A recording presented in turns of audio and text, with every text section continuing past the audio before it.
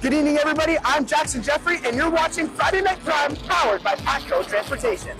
We're here to bring you all the behind-the-scenes interviews and everything else you might not be able to see on a regular Friday night. Jackson Jeffrey got a chance to catch up with Ryan Turner. So we're here with Ryan Turner here, getting ready for practice. So you've won so much here at Ohsweken Speedway, especially from everything, even the Nationals. But what is it going to take from you this season to bring home the championship? I think start off, right off the hop, be fast right out of the gate. Westbrook seems to get that lead early in the year and then just kind of hangs on to it late in the year. So I think you got to be fast every night out and just be consistent. And what are some of the top things that you want to work on, especially in practice tonight, to really dial in for that opening week next week? We're just missing a bit of grip in the car. So, if we were good enough, I don't think we would have came out tonight, but we know we need a little more. So we're here. We're going to work on it. We already put a couple more different things on the car this week. So we're going to just, when we pull off the track, if it's after 2 sessions, we're good. If we keep going, we're going to be still fighting. So, hey, we'll see what we can do and just make a couple adjustments. So you've been doing a lot of racing in the States recently. How is that going to help you, especially coming into this season, getting all that extra practice that a lot of these guys don't have?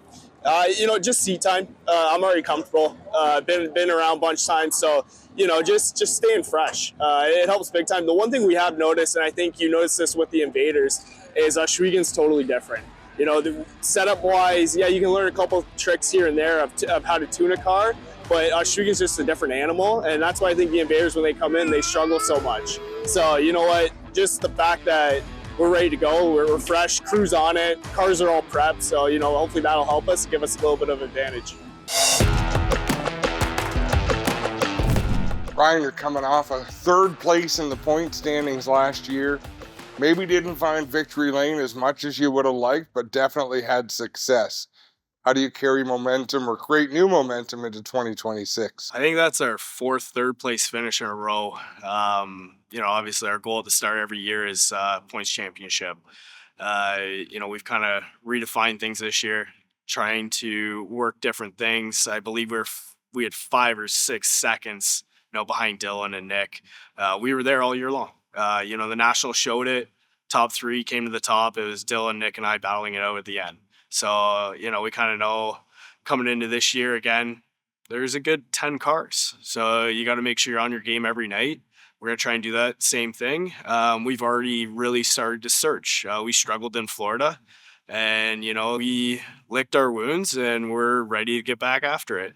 Just came off a weekend in Tennessee where we ran 3rd and 4th. And, we learned a lot of good things. And we're going to try and bring that back home. I know last year you were laser focused on the championship as your goal. As the season went on and you were getting robbed of some victories, the wins aren't adding up and the points aren't adding up. Do you ever regroup or refocus and think, okay, let's look into something different? Or are you still taking that big picture approach? No, I think it's always big picture. You always go for the win. Every night you go for the win when you can. You never know when your last one's going to be. We've seen a lot of people come in and just dominate. Dylan for years, Mike Bowman at times. Nick Sheridan seems to be coming up in his game. So, you never know when you're going to get that next win. You obviously celebrate that one. But, the big picture is the championship. That's what Dan, Brando, myself, our whole team's focused on. So, we're going to put in the work. We've already been doing lots of things, getting some new tools, and we're going to be there. Is there anything you can do different, Ryan, or do you just try to continually improve? I believe, I can always run the top better. Part of that is setup as well. I probably ran the top the most out of last year than I have in any other year. And just because that was the track we were given. A lot of tracks were a cushion track type of night. Some years we see tracks that slow down to the 17-second range all year long. Last year, we were 15 and a half, 16. So it was usually a cushion track. That's, and it showed Dylan won most of the races. And, when it starts to slow down, that gives us a little more opportunity. But we got to get better at those slower tracks. We got to get better at our heat races. Heat races have been a struggle for me for the last couple of years. So probably the biggest focus right now is heat races. We've already started to work on that. And, I truly believe we'll be better this year at it. How important is the racing you've been doing in the winter time, in the off season? It's massive. Just staying in the seat as a father with twins and working. I don't have time to go to the gym, don't have time to go for runs, those kind of things. So a lot of it is, just reps and motions in the race car. And as you sit in that car, you should be comfortable every night you sit your butt in that car. And that's a big thing, feeling that car, knowing what's going on, and just being ready for the different conditions that tracks can throw. Ohsweken is probably one of the best tracks around, and we saw one of the craziest tracks I've ever seen this year. And you have to be ready for that, and you have to take advantage of it. And I was actually thoroughly impressed. I think I was fourth in that race, and you have to be ready for that. And have to, again, it's every night. Let's take a look back at Jacob Dykstra, great champion. Now move up to 360s. First year in the 360, you've dabbled in it a bit in the past, but what can you use from your past driving to use on this 360 here? Well, it's been a couple years since I've been here in a 360, so a lot has changed just with the surface and the layout a little bit. So it's going to be a learning curve today, and we're here to have some fun. And looking forward to the season, of course, since it's going to be first time in a while you're running a 360 and you're running the full season moving up from the crate sprints. What are you looking to accomplish, and what are your goals for the season? We're just looking for consistency, really. Just kind of try to finish up front and do our best to get a couple wins if we can, and finish in the top 5 points. That's what our goals are. Awesome. Well, it's great to hear, and see you out. Take a look at some of the emotions in interviews you don't normally see. Here's a look at one of those now. You're with George Grossel, the 03. Top 10 in points last year. How was that? Honestly, that was a big thing for us last year. We were really pushing for top 10. We're hoping for another one this year. Got any goals for practice tonight? Tonight we're just trying to get the car figured out. We got a few new things on it, right? So we're just kind of trying to feel it out, trying to get the car motor running right again. Here was Kyle Ward looking ahead towards the 2026 season. So there's a lot of competition, and it seems to get more and more challenging every year. But you have the skill to do it. What is one thing you specifically want to focus on that could help you get through and finally take home a championship? Yeah, we're just going to try to take it easy this year, come back every week with a solid ride, and then just pick away at it, try to be consistent, and be our best when we can be. Here with Cooper Fritz of the 57C. You came here for the Nationals last year. What was that like? Yeah, it was really good outing. We made the show Friday night, finished second heat race, and then had some setup issues for the feature, and went backwards, struggled a little bit, and then Saturday night, wrecked in heat race, and I made it up for the B main. I think I went like 15-8 maybe, but good first outing. Awesome, yeah. And what are your goals kind of to start off this first rookie season? Yeah, I'm hoping to get at least one win, get some good seat time in, and just get as much experience as I can. For over 40 years, Patco Transportation, together with Encore Transportation, has helped move business across North America. Based in Ayr, Ontario, with a second terminal in Dalton, Georgia, this family-owned company is built on experience, reliability, and service. Patco Transportation, your LTL, truckload, and special events carrier. For me, most memorable moment from 2025 was probably the Dykstra Stratford event, Saturday night, the Nationals. They just went at it for 5 or 6 wild laps, ending with wild finishes, wild interviews. In fact, let's look at that right now. Bradford, though, off of 4, closed it down to 1 car length, and he'll stick it down deep in corner number 1. He's right there. Yeah, he put the wing in the trunk and got all the bite he could out of those Hoosier Racing tires, and now a decision to make. He'll drive it in deep into turn 3. Hoosier tire to Hoosier tire for the lead off turn 4. Oh, a little bit of contact there. They still stay side by side down the front stretch. And Stratford, both of them slide up in corner 1 and 2.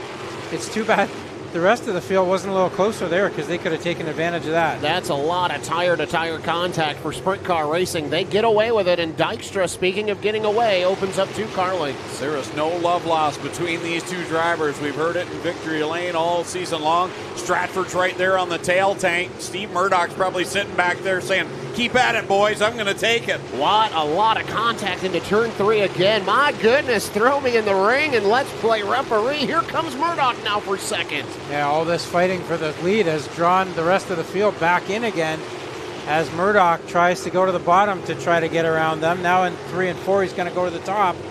Vern and Porter and Richard are all right there with traffic looming. 2 laps to go, that time by for Dykstra at the front of the field, and the battle's on. Stratford Murdoch for that second position. Meanwhile, Stratford starting to reel in that Dykstra machine one more time. They're going to come to the mobile one white flag, but there's a lot of traffic right in front. Don't count Steve Murdoch out just yet. They'll head into one. Lots of cars there. Who's it going to be? Stratford's there. He can get the... Oh, wow. No. And that is not how we want to see the race come to an end for Stratford. Wow.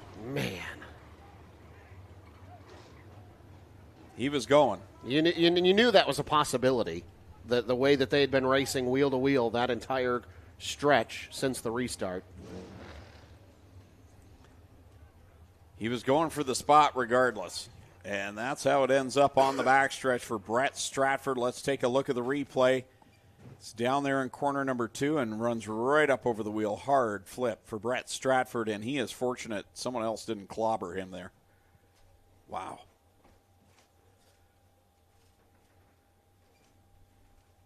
It's so interesting. You can see when the right front tire makes contact with Dykstra. I got Brett here, guys. Brett, safe to say some good hard racing out there, really tight. What do you see on from your side? Yeah, no, that was it was all good. I knew he was going to be which he could have been. I mean, he had the line. He was not giving up the bottom. He had every right to not do that. Yeah, it was good. It was a good, clean race. I kind of was waiting till the end there, and I knew I had a good shot. And I was going to take it down there, but I knew he was waiting for that. And I knew he was going to pinch me down even harder, so I went for it there. And, yeah, he held me down, and I put it in there. I'm not mad. I still think he's a little piece of shit, but I'm not mad. Oh, sorry about that. But I'm all right, Brett, that's enough. That's enough. Go get checked out. We had enough of that. The wing is tore up, and he will be going to the back for being an involved car. That car is broken up pretty. Jacob, what's your side of the story there? He's a fucking goof. All right, that's enough of that.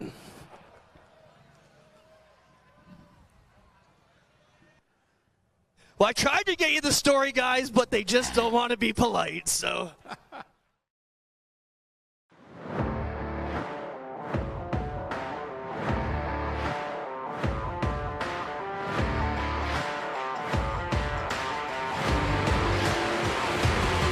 Wow.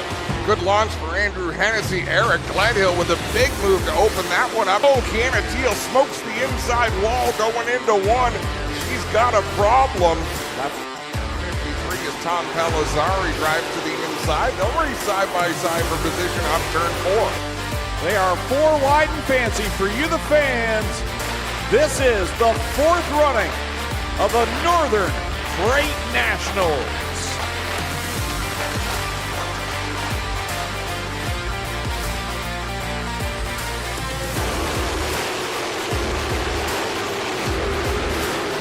Wow. Right now, Brett Stratford almost flat. The leader is catching the BS39. Who would have thought that?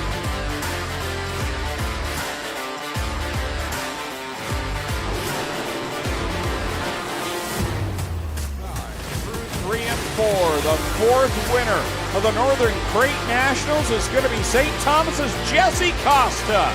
Looking for the thumbs up, guys. He got the thumbs up. Costa headed back to victory lane. How about it for Jesse Costa?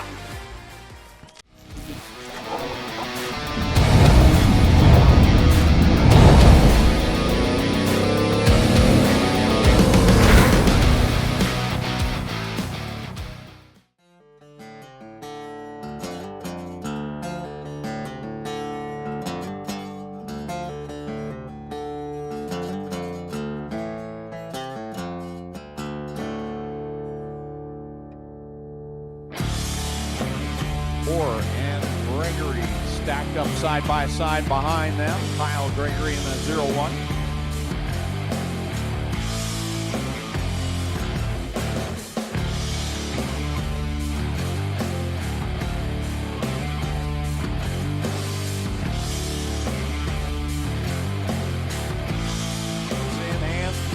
Dave Bailey, Ryan Beagle, the 2 best all season long, will start on the front row for the Middleport Mechanical Northern Thunderstock Nationals. Working the inside line as he always does. Ryan Beagle to the outside. Lap number 1 gets on the board clean and green.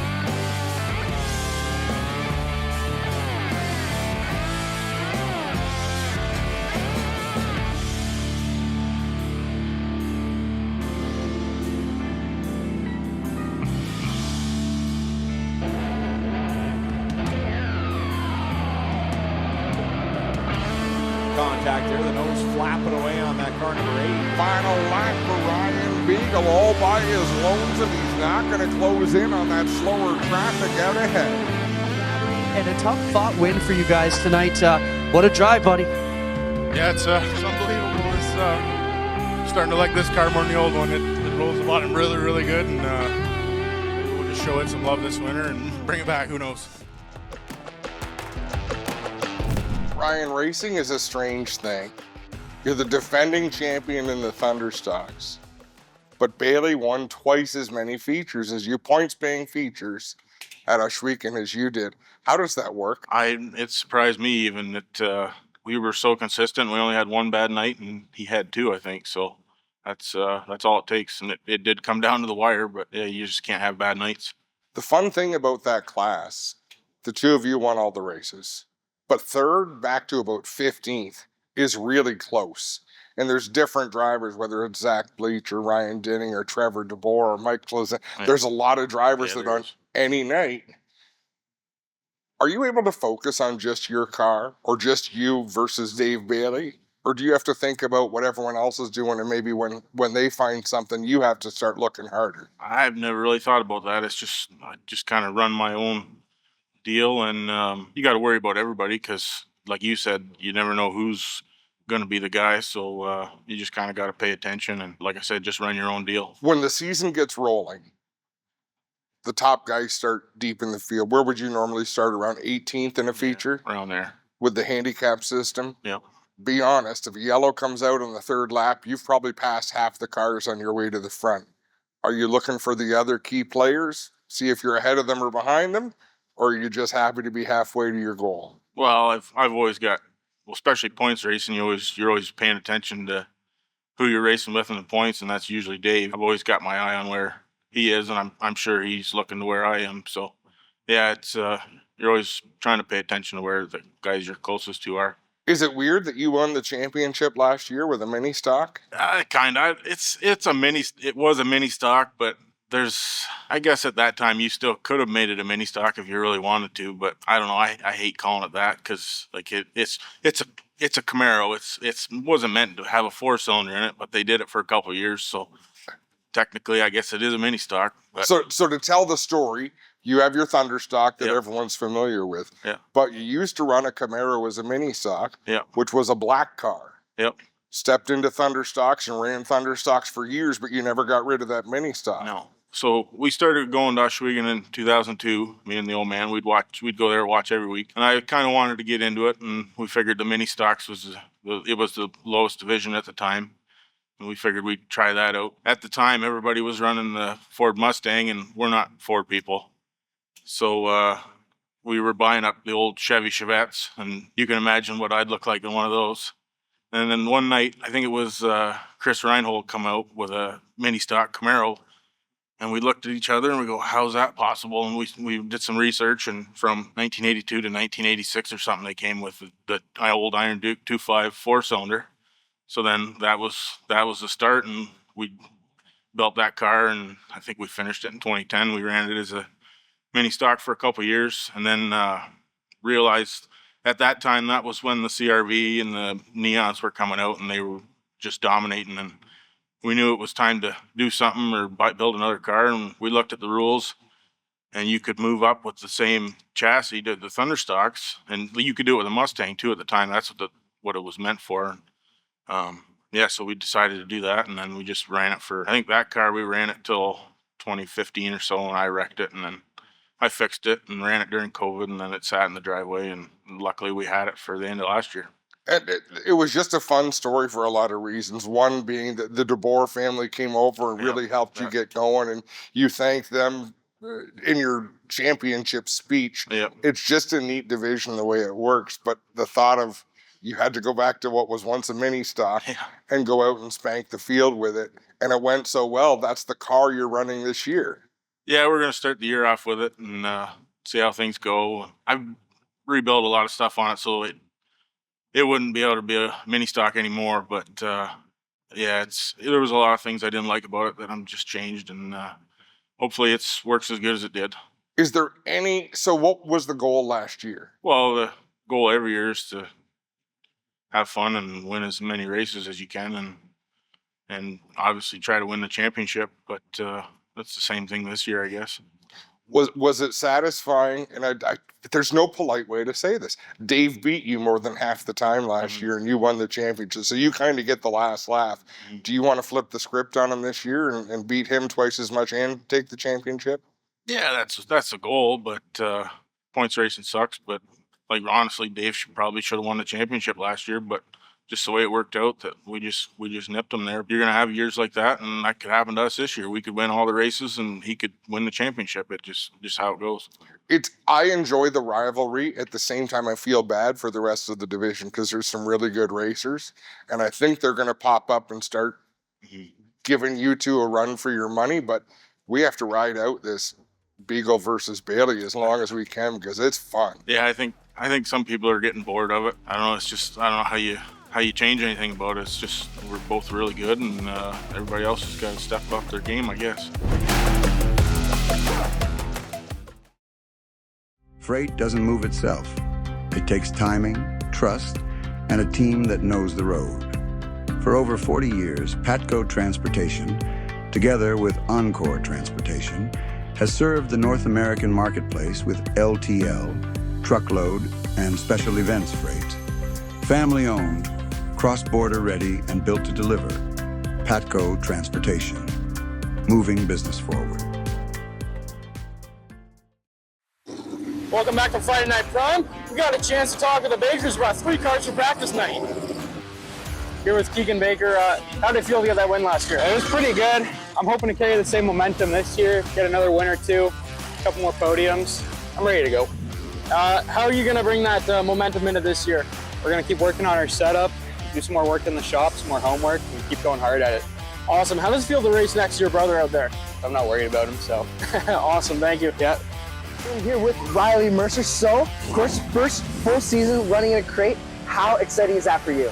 It's awesome. Can't wait for the season to officially start. I'm loving practice out here.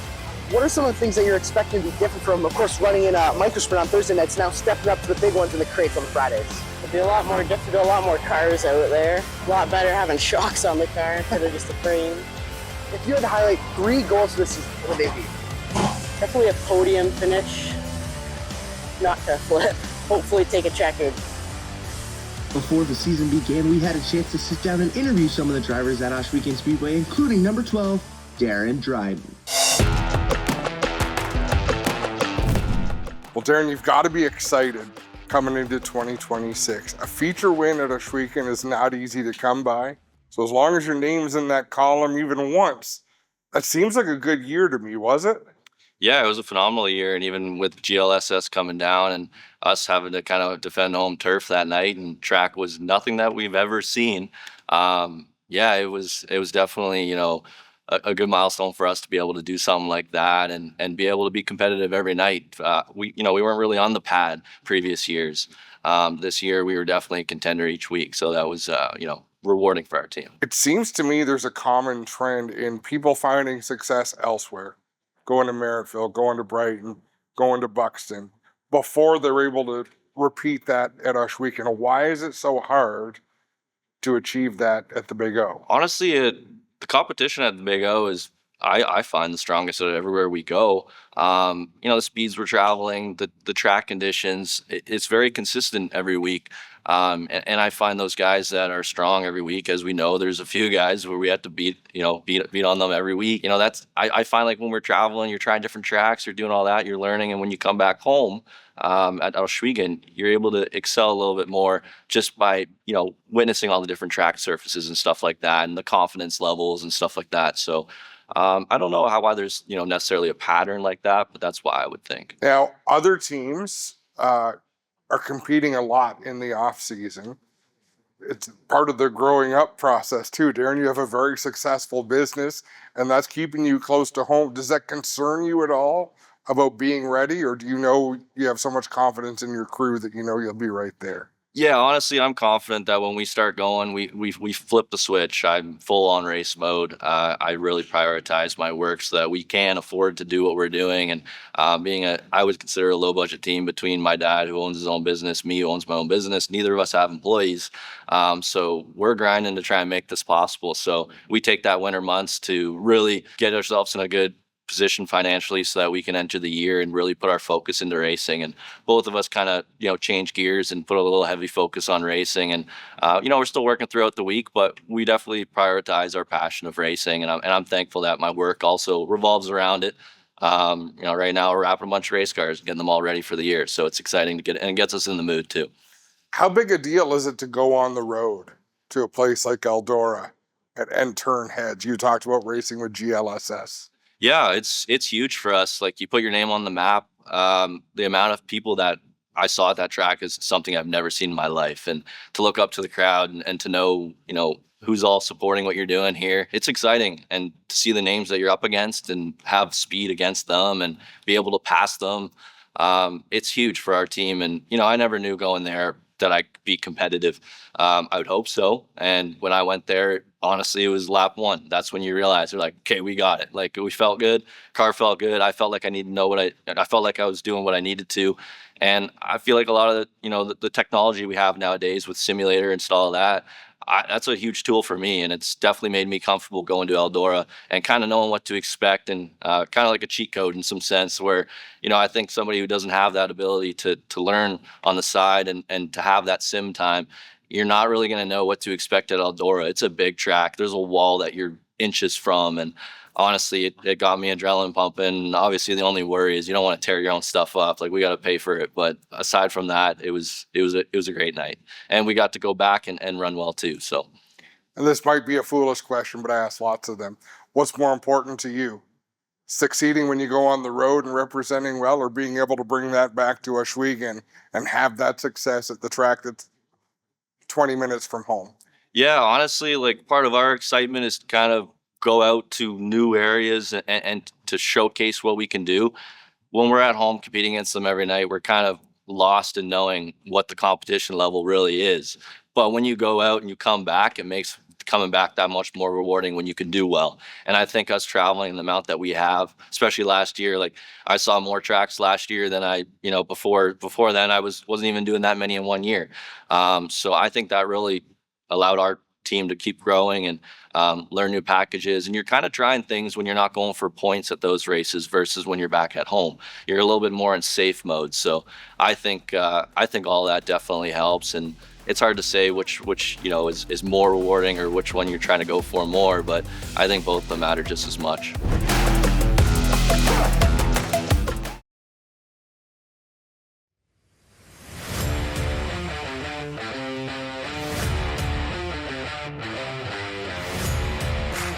He tries to make it 3 wide. Doesn't get it done yet, but Haferteep on the move in that 15H car. They roll through 3 and 4 for the final time. Checkers out. Here comes Hansen on the outside line. He grabs it at the line. Wow.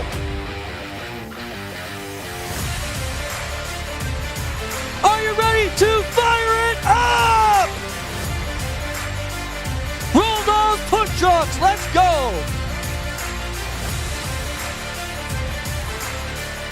The exchange rate so bad, we've got to go 5 wide north of the border. This is the 21st running of the Northern Sprint Car Nationals.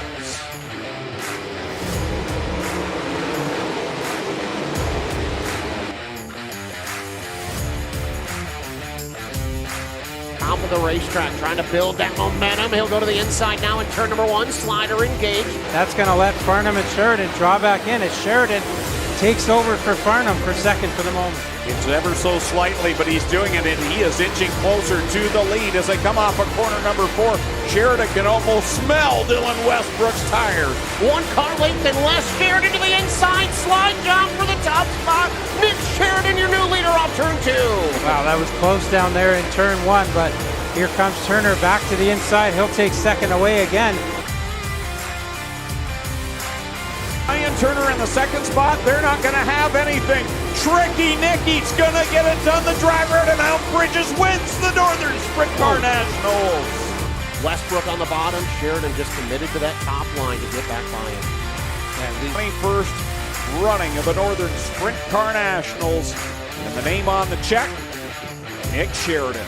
Here he comes, ladies and gentlemen, your 2025 Nationals champion, Nick Sheridan!